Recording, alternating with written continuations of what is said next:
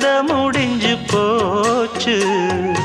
ஈசான மூலையில லேசான பள்ளி சத்தம் மாமன் பேர சொல்லி பேசுது.